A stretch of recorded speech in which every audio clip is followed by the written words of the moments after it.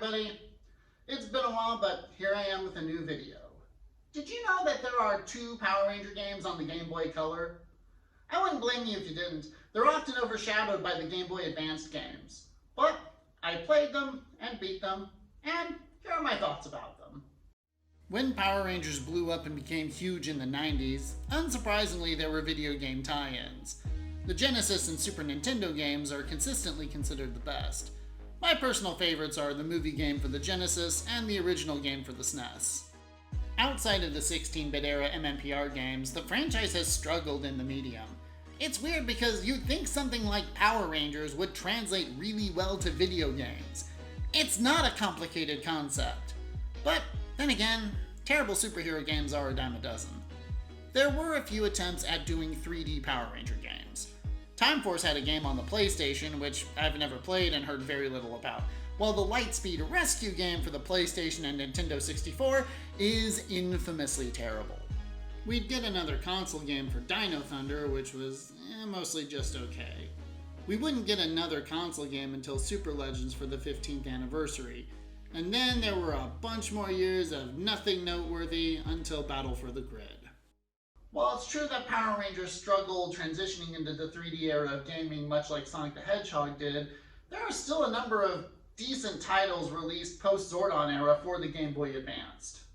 While the general assumption is that most of the current fan base are people my age who grew up watching MMPR as kids, there is a large number of fans who grew up on the Disney era shows, and a good chunk of those shows had games released on the Game Boy Advanced. The only one I've played to completion is Ninja Storm. Since I don't own any version of any Game Boy console, I had to use emulation and ROMs to play these games. While I was searching through the list of available ROMs, that's when I noticed something peculiar. A Lightspeed Rescue game and a Timeforce game for the Game Boy Color. As far as I know, these are the only 2 Power Ranger games released for the Game Boy Color. We'll start with Lightspeed Rescue. I wasn't expecting much from this game, but immediately the visuals are very striking. The animations for this game are incredible. It's hard to believe that this is on a handheld system. Unfortunately, the controls are not as tight. Jumping in this game is not fun.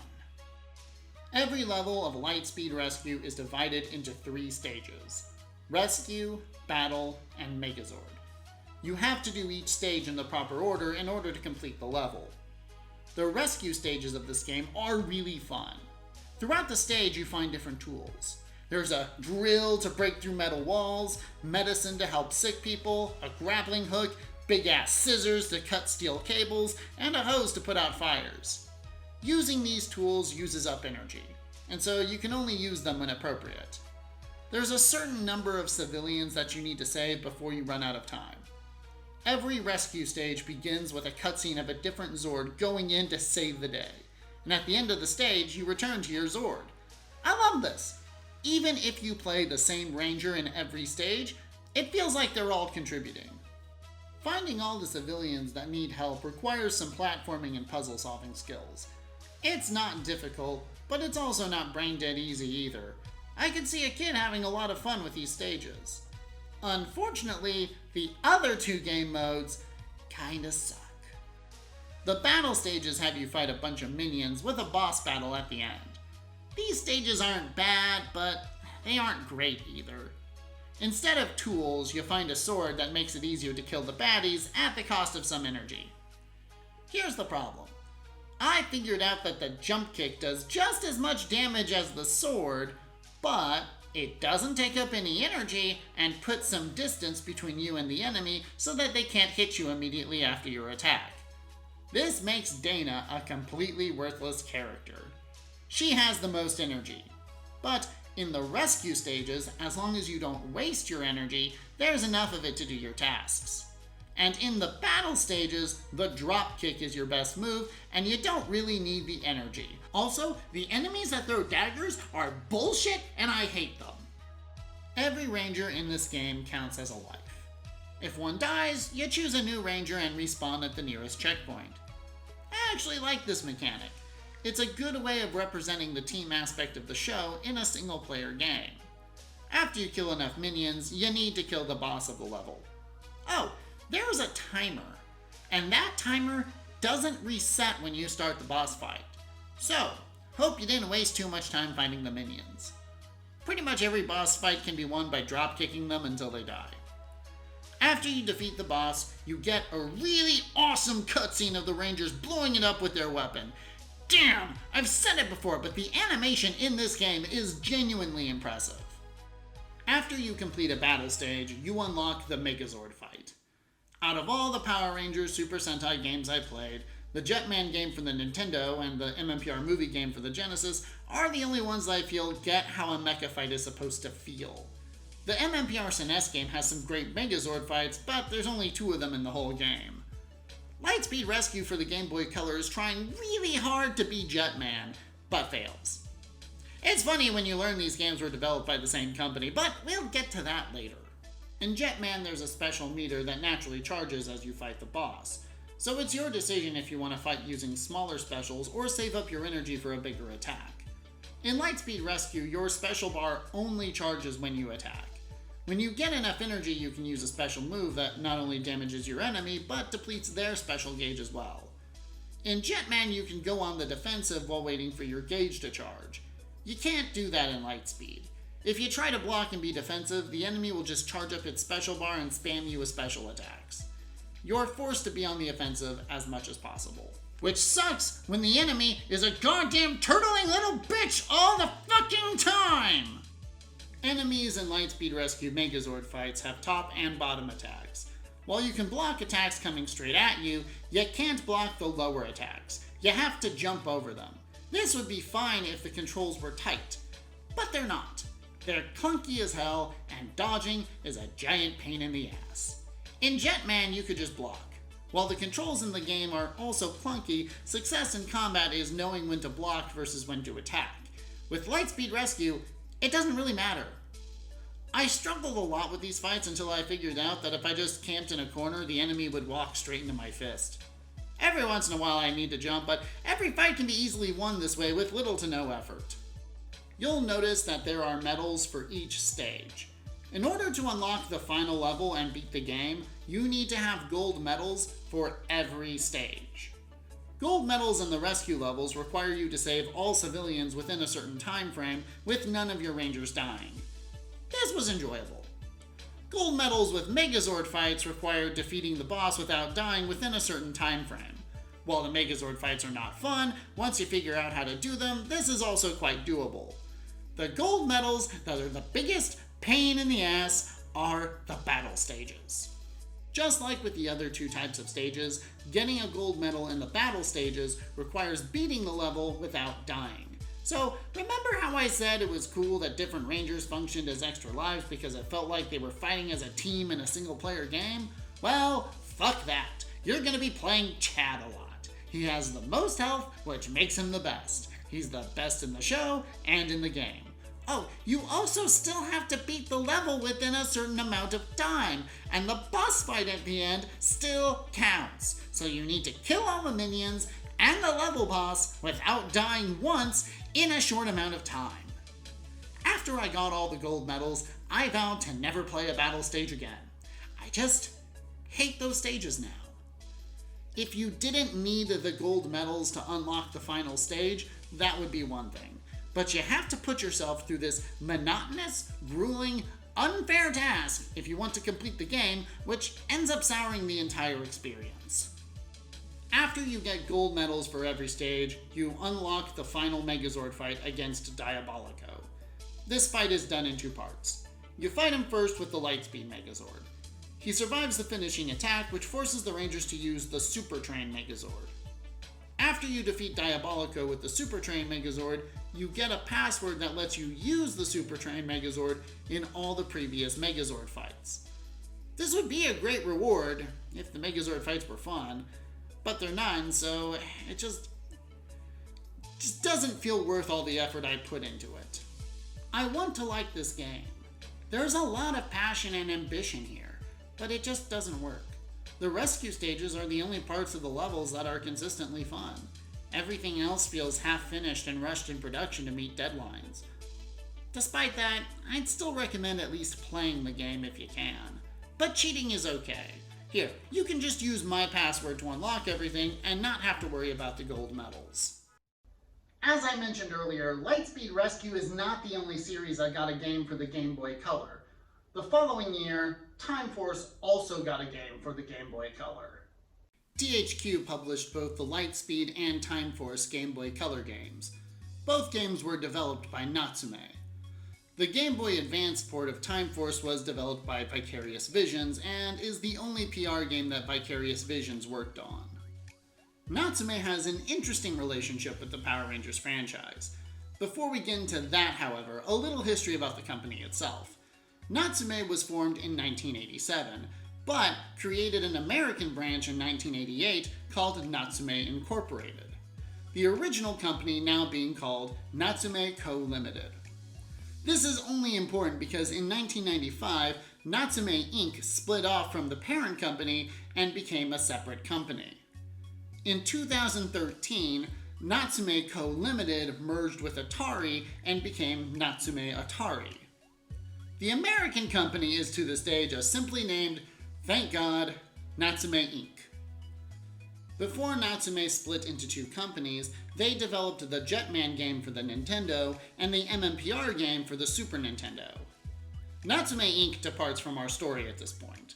Natsume Co. Limited, which from this point on I'm just going to call Natsume since Natsume Inc. is no longer in the picture, would develop the MMPR movie game for the Super Nintendo as well as the Fighting Edition game. Fun fact, Natsume would reuse the engine from MMPR Fighting Edition when they made Gundam Wing Endless Duel. They also developed the Zeo Battle Racers and the Car Ranger games. Natsume would not make another PR game until Lightspeed Rescue for the Game Boy Color. While they didn't develop the GBA port of Timeforce, they did make the GBA games for Wild Force, Ninja Storm, Dino Thunder, and SPD. With SPD being the last game they would ever make for the franchise. It's ironic that the Japanese company continued making games for an American franchise while the American company had nothing to do with it. I don't know why the Megazord fights in the Game Boy Color games are so awful. Jetman and MMPR for the Super Nintendo were made before the company split, and that could have affected things. Or maybe the concept was just too difficult to implement on the Game Boy Color hardware. Maybe it's a combination of both. Either way, let's get on to the Timeforce Game Boy Color game. The first thing you'll notice is that there is no level select screen. The progression of this game is much more linear. There are times when the game will give you a choice between two or more levels, but you'll end up doing each level and fighting each boss anyway, so it doesn't really matter. It does give the player a sense of agency though, which is nice. There are no medals, so you don't have to worry as much about being perfect and not dying when you play. Levels are also not broken up into stages like in Lightspeed. Each level is a standard platformer / beat 'em up stage with a boss fight at the end. The first couple of stages don't even have Megazord fights. You hit the boss with your big weapon and then you win. Since battle stages aren't separate things anymore, you're given all your weapons at the start of the level. You have a regular punch, which sucks but doesn't use up any energy. You have the Chrono Saber, which has better range than the punch and does more damage, but will use up some of your energy. You also have the Vortex Cannon, which fires slowly but does the most damage and can hit targets farther away. It also uses up energy. Your energy bar will recharge naturally, which is really cool. If you find yourself in a pinch, you can run away for a bit, recharge your energy, and then come back to attack. You do lose the level if you run out of time though, so you still need to keep an eye on that timer. You do eventually get your Megazord battles. They're improved over Lightspeed, but the controls are still clunky and they're just plain unfun to play. The upside is that this time you have unlimited continues. A fun mechanic that Timeforce has is that if you lose a fight enough times, the game will just give you access to the Time Shadow Megazords. This is a great way to keep kids from being discouraged if a fight is too difficult for them. Unlike Lightspeed, where there was really not much difference other than size between the Lightspeed and Super Train Megazords, the Time Shadow Megazords do hit harder than the regular versions. Because you don't have to worry about gold medals, boss fights are much more enjoyable in this game. They're not great, but they're what you'd expect from a game like this. Unlike Lightspeed, where the correct answer was always to spam the dropkick, The Timeforce bosses did require some strategy here and there. Because Nadira teleports, you can't spam your Chronal Saber, and so timing the Vortex Cannon is a much better option. Also just, Jesus Christ, Nadira is tall in this game! I don't remember her being this tall in the show. Anyway, the only boss fight that outright sucks is Rancic, and that's just because he's a sponge. This is the fight that if you lose a ranger, you might as well call it quits because you will not kill him before you run out of time. Oh yes, I forgot to mention, if you die and need to pick another ranger, your health and energy will reset, but the timer does not. I'm actually mostly okay with this since it gives the fight a sense of urgency and losing rangers does actually matter. Against Rancic though, it's annoying because the level getting to him is so long that you just can't afford to waste any time on the fight with Rancic itself. While I'm not a fan of the Rancic boss fight, I do really like the final stage. You actually have a fake fight with Rancic at the beginning. When he hits you, everyone gets captured. You need to go through his base and find and rescue your captured teammates. The added twist is that you cannot play a ranger who is still captured. So if you die, you can only switch to a ranger you've freed. It's a lot more satisfying than the Megazord fight with Diabolico. After you defeat Rancic, you have a final Megazord battle. The game will automatically give you the Time Shadow Megazords for this fight. When you win, that's it. Roll credits. You do get a password for beating Rancic, but if you use it, it just takes you to the credits sequence. While it's disappointing that there's no completion bonus, the overall experience is a lot more tight and satisfying than Lightspeed Rescue was. Even though Timeforce was the better game overall, I don't want to completely write off Lightspeed Rescue. I genuinely enjoyed the rescue stages giving me extra objectives outside of killing monsters. And I think future PR games could benefit from adding in similar objectives in future games. So here's the really important thing that I want you all to understand and take with you. The only reason I know that these two games even exist was because I was browsing a ROM site. The issue of game preservation has only become worse over time.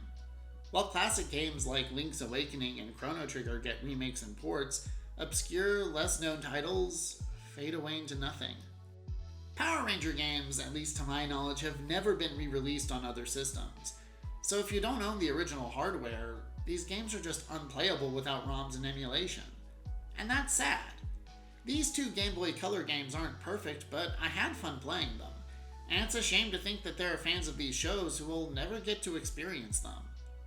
While the issue of releasing old Power Ranger games and Sentai games is a mess of who holds the rights, fans who grew up with this franchise and kids growing up on it today will miss out on an entire part of it. Preservation matters for all games, not just the classics. And until companies like Sony and Nintendo start respecting that, emulation and ROMs are necessary. And will continue to be necessary. That's all for now. Till next time, may the power protect you. Thank you for watching. If you enjoyed this video, please like, comment, and subscribe.